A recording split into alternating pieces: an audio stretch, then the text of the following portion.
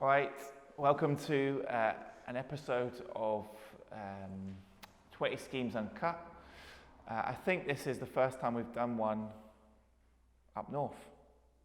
That's where we are. We're up north. We're in Inverness. We're in Merkinch, and I'm with the happiest man in the north, Chris Davidson. You're Andy. Good to have you with us. Obviously, everyone will know Chris because you've all watched his podcasts in the past because you're a famous guy in the Free Church. Yeah, to laugh at it, yeah. So just so everyone's on the same page though, where are you?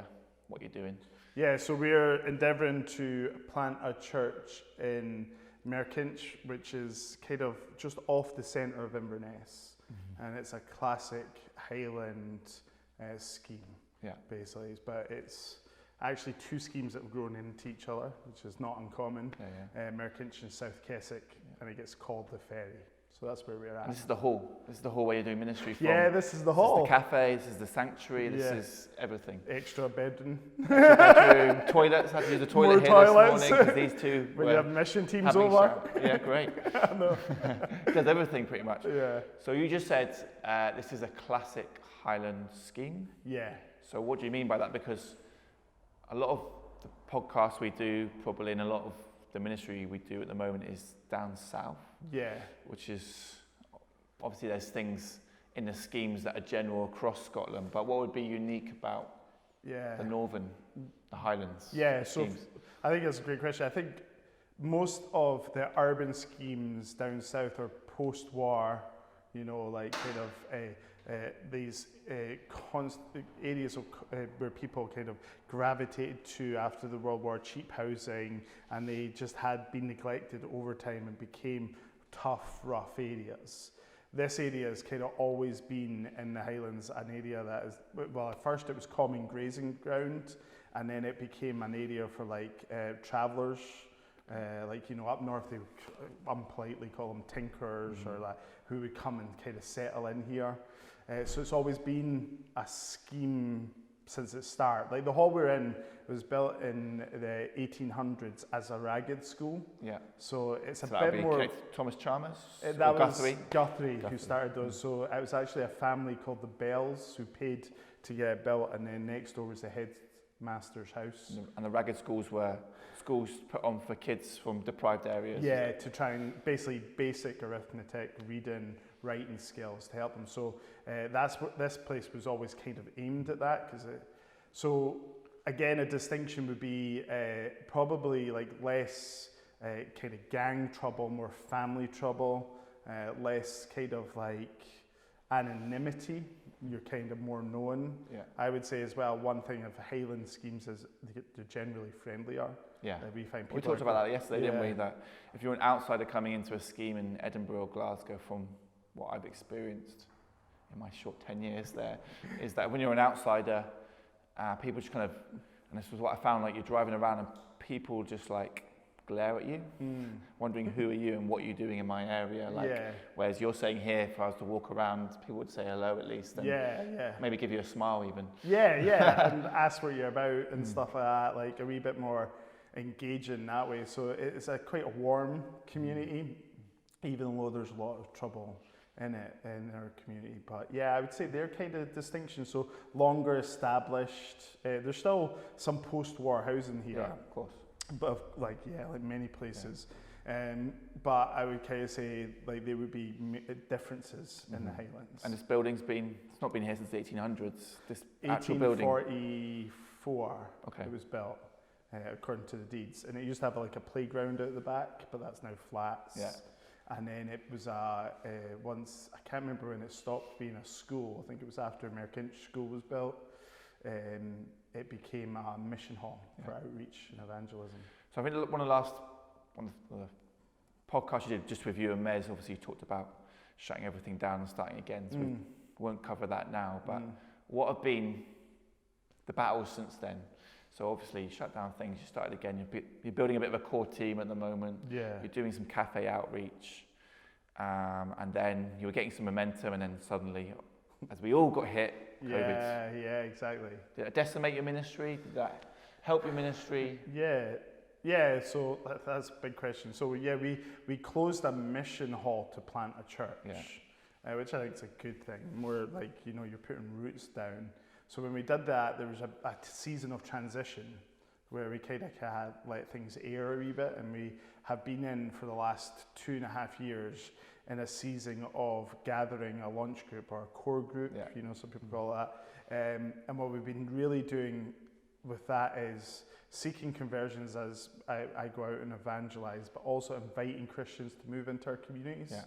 Because we need... And you've had that. You've had a couple come all the way from Oxford. Yeah, all the way from Oxford to we're just hoping some Scottish people might do it as well. But and that's the battle for all our schemes at the moment, isn't it? We want people to move in. We're actually going to hopefully do a 20 schemes push in the next few months once I get my butt in gear. I know Pete's rolling his eyes over there because I'm supposed to be driving it forward and writing some stuff, but we're desperate for people to move into the schemes, aren't we? Yeah, because it creates so if you want to plant a church, you need people who can disciple one another and evangelize out. If it's on one person, growth will either be really slow, or you might break that person because just it's hard work in a scheme, you know what I mean?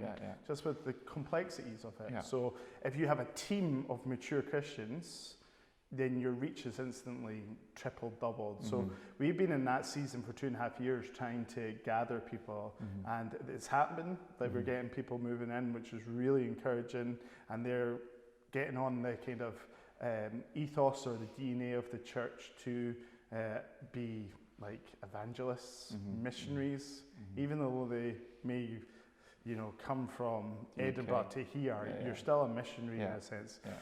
So we're kind of getting that into our people, so that's really encouraging. But we were building momentum, and then COVID hit, and it was a bit like permafrost. When frost comes on the ground quite quickly. It didn't kill the plant, but it put the roots into a bit of shock, if you can say that. So the challenges we've experienced in lockdown is guys that we knew before lockdown have either died, are in jail, or being rehomed out of our community. So now that we've opened up again, it's almost like a new group of people. There's some older contacts from the last 2.5 years, but a lot of gone, sadly, you know what I mean? So you do feel, even though there's more established roots now, there's still all this new ground to kind of push out into. So in Edinburgh, Niddry, when COVID hit, people were still on the streets. They were all around the place. So even though our building shut, things could continue in terms of our relationships, and things were just static. So what you're saying is, when lockdown hit, did you see lots of people, or did everyone go into basically a year hiding, or they would just... Yeah, it was kind of a mixed bag, I think would be the best way to describe it. So some, our scheme is in the top kind of percentage for poor mental health. So I think a lot of people got frightened and really did retreat and paranoid. Everyone, you start seeing people as threats then, and don't walk too close to me. So there was an element of that. There was an element of guys who are oh, it's nothing, it's just propaganda. You know what I mean? Didn't believe it. So they kind of lived their lives as normal. And then there was the general populace that was just adhering to the rules. So it was, we shifted gear in our ministry to kind of more one-to-one things. So can you meet me for a walk on that? Remember, did that work? Did that happen? Yeah, some guys took us up on it initially, but everything kind of faded out. Then you did food as well? You did some food? We done hot food as well, a project we started up to kind of help feed people in their communities. So we served nearly 2,000 meals over that time. Which I remember you saying you had to put a stop to it in the end, just because it was getting quite a lot. Yeah, we're only a small team. There's only so much you can do, and then basically when you're coming out of lockdown, you want to re-gear again to the gospel central to heaven. It's okay serving food, serving people is okay, but for a season. For a season, but we actually, I always said, we're feeding people now, but we want to give them soul food. That's better food, and that's Jesus. So we've kind of tilted maybe a bit back to what we were generally doing in the first place. But even when we were doing the one-to-ones, the challenging thing with that was I'd meet guys and they'd be like jail's better than my flat. No Wi-Fi in the flat, no real heating, the place is quite dingy, not seeing their mates. And everyone's locked up during lockdown. So they're just I'm just going to do something to get 6 back in. months, Yeah. and I'll get meals a day, get Wi-Fi. I mean, what's the difference between being in prison and being out when we were all in a prison anyway, pretty much, like lockdown? And you're sitting there and you're listening to them, and you're like, you can't. There's a weird logic to it, right? Yeah, like you're like, I actually can agree with you, Yeah. you know? But you don't. So what did you do? But that's the thing, like, so you could understand the cry for help in it and stuff. So we tried to help as best we could. That's the best way I could say it. So coming out of lockdown, obviously getting things back going, and you've already got a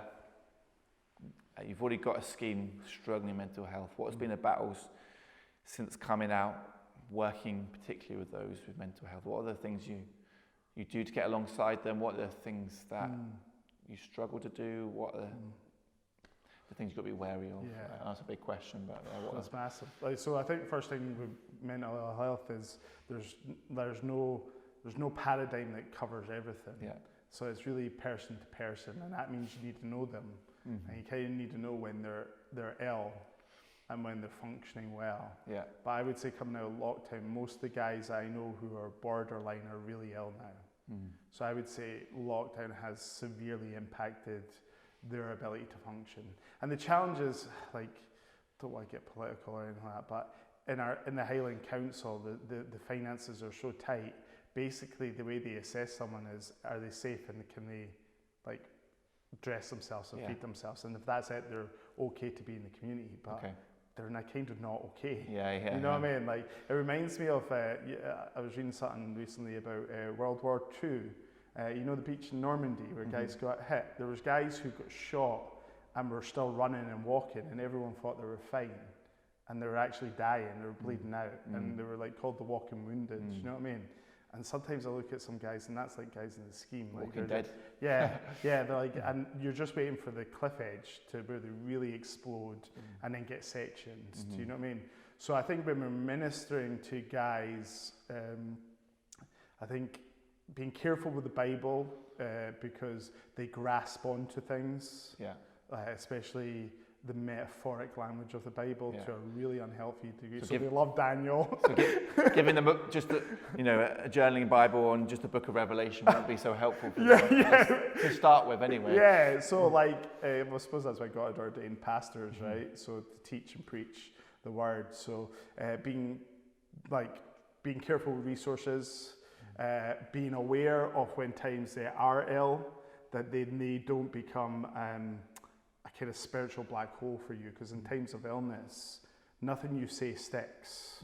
So if you're having, like I have had, a 2.5-hour conversation at the front door of your house, that's actually kind of wasted time. You're actually best just saying to the guy, you know, Stephen, sorry, I can't really speak right now. And even being a wee bit rude, because they don't actually... Would you send people off? Would you just say... Yeah, because like there's no way they're retaining what they've got, a bugbear. You know what I mean? So would you say maybe come back tomorrow and just come and speak to me again and see how they're doing? See where they're at now. Have a pause. Generally what I find is when they're not well, and my wife will attest to this, they're at the door like every hour because they've forgotten that they've already been. So it's really a shame, you know what I mean? You've had people turn up thinking it's 5 p.m. and it's actually 5 a.m. in the morning and tapping on the door. On the door, yeah. That wasn't milk, that was drugs. That wasn't Oh, sorry, that was it's all connected, isn't it? They were so spaced out, they thought it was 5 at night.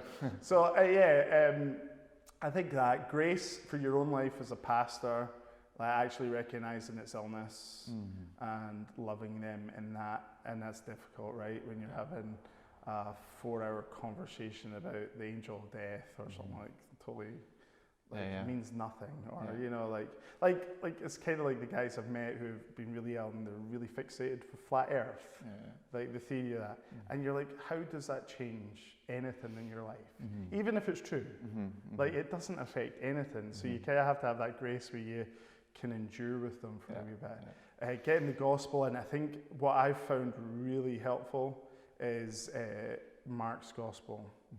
Short, sharp, quite clear. Like it's, it's not difficult to unpack, and it focuses on Jesus. Second to that would be John. John's gospel is, I would say, one of the best apologetics in the New Testament. Like Jesus meets every type of person. even people struggling with mental ill health. Yeah, You know what I mean? So taking them through passages like that and being slow. And getting to see there's people that battle in the Bible as well and that struggle, and sometimes we take them to Proverbs as well, and there's that chapter, I think it's 30, isn't it? And Solomon's basically describing an alcoholic. He's dizzy and he's walking around, he's blurry-eyed, and it's like, look, all types of people are in the Bible.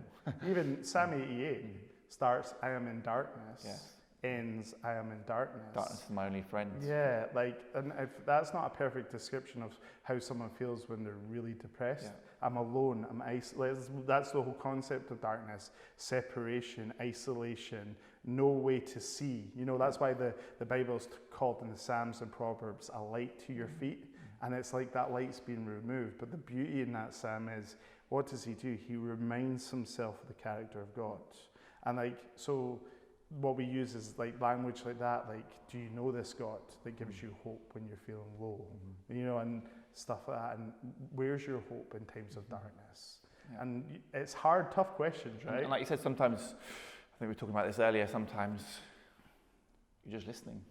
You've got nothing to say to someone who's got mental health issues and they've gone through childhood abuse or struggles, and they're telling you all these battles and woes that they've gone through, and it's awful things you're hearing, and you want to give them some sort of solution. There's none. Sometimes you're just listening and saying, do you know what, that's awful that you've gone through that. I think it's equally challenging. Like, so most of the resources I've read, I think it's Alan Thomas or Thomas Allen wrote a book on mental health in the church. And most of the stuff is addressing people in the church. But the challenge is, how do you evangelize to people with mental ill health? And that's what we're dealing with every day. That's what we're battling with. And that's a different question. It's a different skill set. And it's also a different kind of philosophy undergirding it. Because ultimately, you're dealing with lost, dead people, as the Bible describes it. I think one of the keys as well is a team. That's what you're trying to build a team, because when you're the one person, and you know, as a male, you want to minister to males in the main, and the men are coming to you, it's hard dealing with the same person or a group of people every week. You need someone that can offset, like, go and speak to this guy in the team, like, for a little bit, and it's just like, then it's a team of you dealing with someone, like, it just helps ease the burden, doesn't it? Unbelievably so, especially if they're spiritually mature. They're gracious, loving, and they kind of understand the context.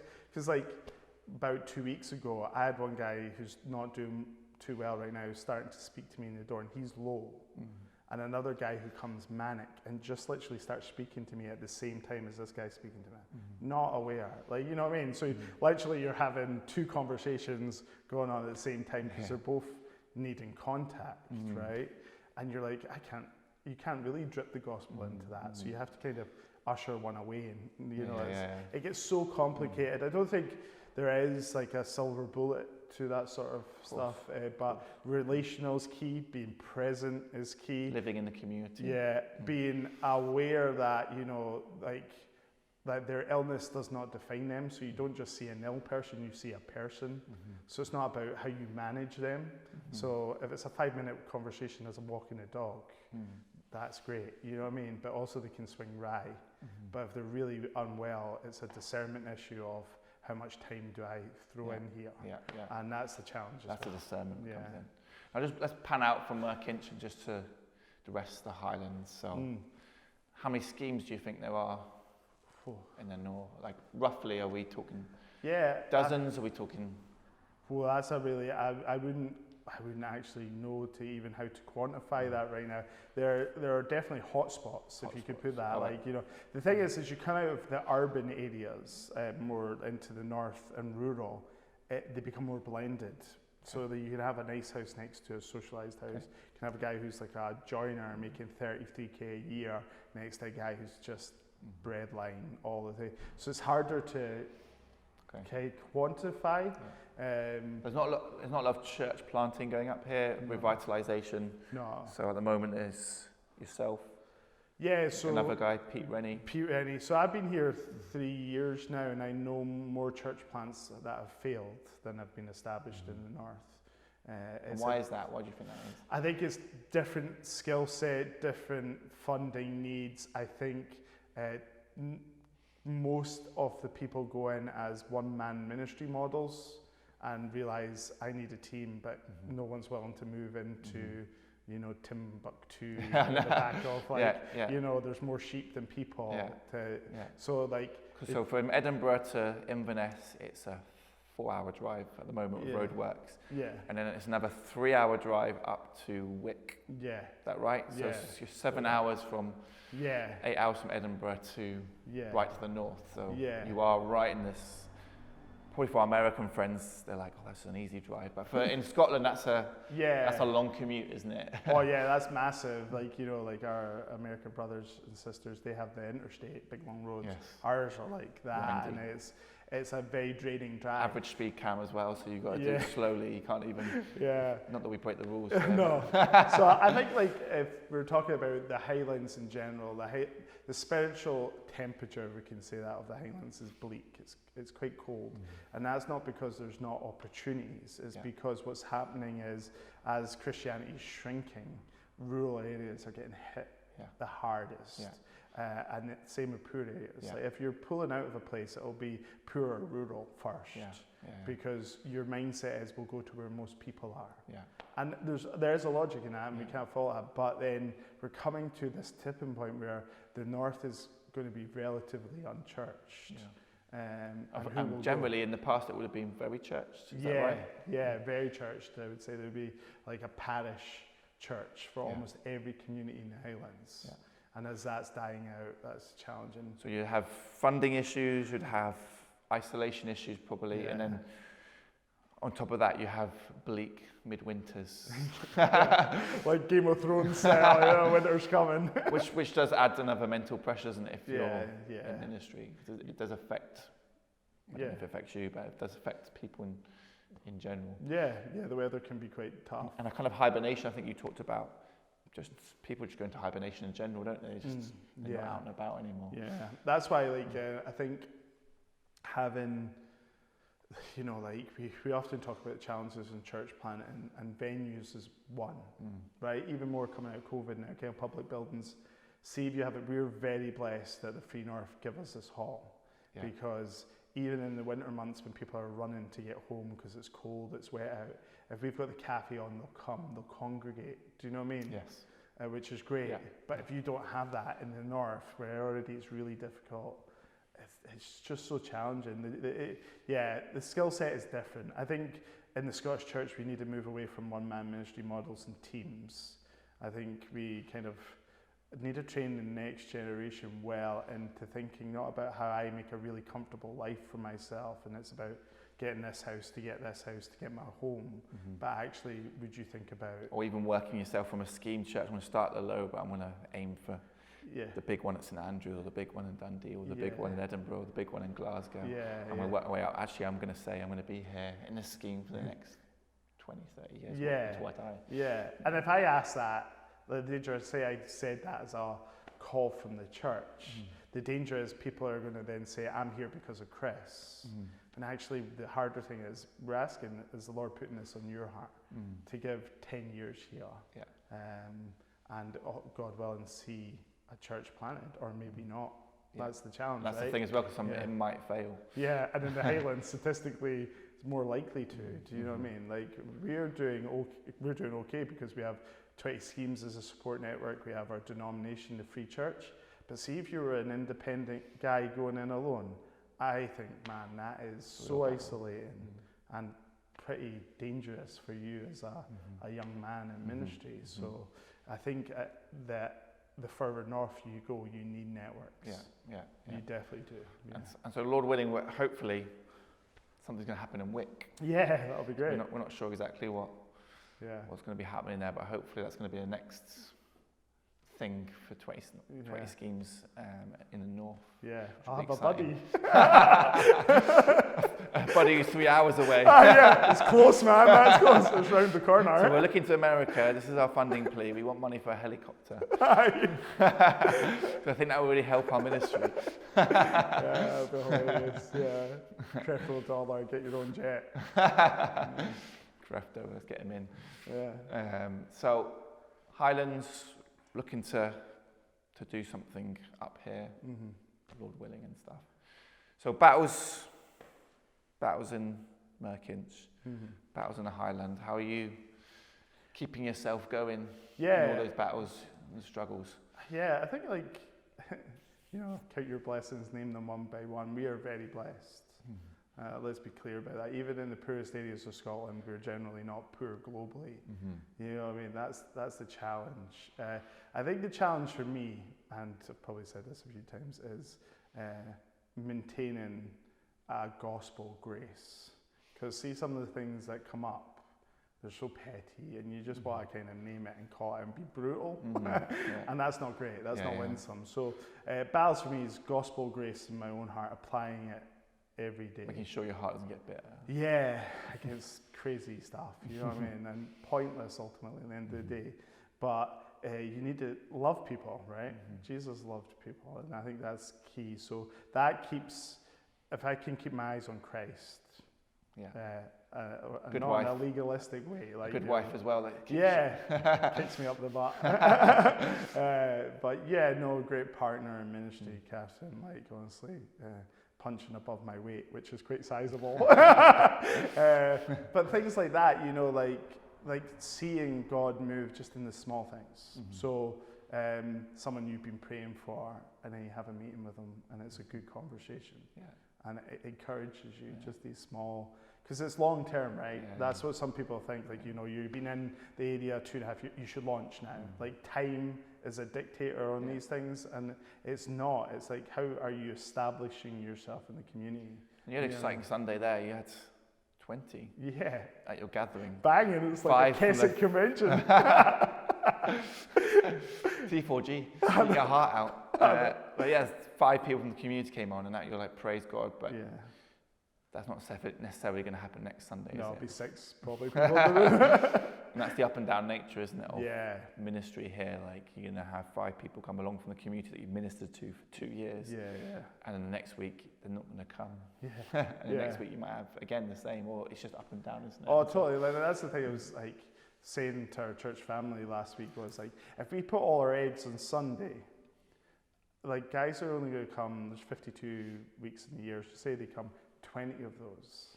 You know what I mean? That'd be good. I'd be like, revival's happening. That's when you write the prayer letter. Like, the prayer letter says, 20 people come on, give me some money. Like. But if we put all our eggs in that basket, that's not a lot of time with people. Whereas if we have personal invitations, if the team that are working together and just these small points of contact, instantly you're meeting those people more often, more regularly, which then helps them be more consistent in coming to meetings. You're seeing probably 20 to 40 during the week in evangelistic encounters and conversations. They're just not here on a Sunday because that's not their culture, and they're not in a settled routine anyway of oh, my alarm's set for Sunday. Sunday, I'm going to church. Be great, man. Is it Sunday? Like, I don't even know what day it is. Like. Whereas I'm texting people on Sunday, are you coming today? You know? But it's like, that's why I think, again, teams, like Christians who have moved into the area with that mindset, because they're so invaluable. Do you know what I mean? Because even these wee things, I think the one of the lies the devil gets us to believe is we're not having an impact, right? We're not really meeting new people. But actually, it's not about that. It's about your ordinary life in the community, because God will provide the opportunities. Do you know what I mean? And it's that slow kind of boil from a group of people. I think it's really super important. So we're really thankful. Like, again, 3 years ago, started with 4 people. We're up to 15 now as a launch group. We have kids, all these changes that are happening. Amazing. That's the Lord. That's so that encourages, in the hard times. But what we're saying is, people listening in, we need people who want to come up north. We need people who want to come and help out Merkinch and other places that are solid, gospel-centered people, not wacky people. He's got enough here. I know, I'm here. And also giving money towards the work as well of what's going on, because it is small, but it's exciting as well. And that's what the Lord said. It starts with mustard seeds, doesn't it? People who are willing to come in, give their lives for the gospel. And it's going to be slow growth. It's not going to be mega churches unless a revival kicks out. And the Lord sends His Spirit in an amazing way. But just a general gospel way is start small. Small churches having a small impact in the community, but it's bigger because of all the impact they're having. But we need people to think about moving in and coming alongside. And that's hard because you've got to give up your 3, 4 bedroom, 5 bedroom house, maybe in a richer area to come to a poor area. With maybe neighbours, you know. Although your guys from down south, they had a 3 bedroom and they've moved up to a 5 bedroom now. And it's the same price, or it's cheaper even. Cheap housing. I think because that's what we're talking about is long-term investment from people, because one of the criticisms people can look at a scheme church and say, oh, you have an intern, you have a minister, you have this team.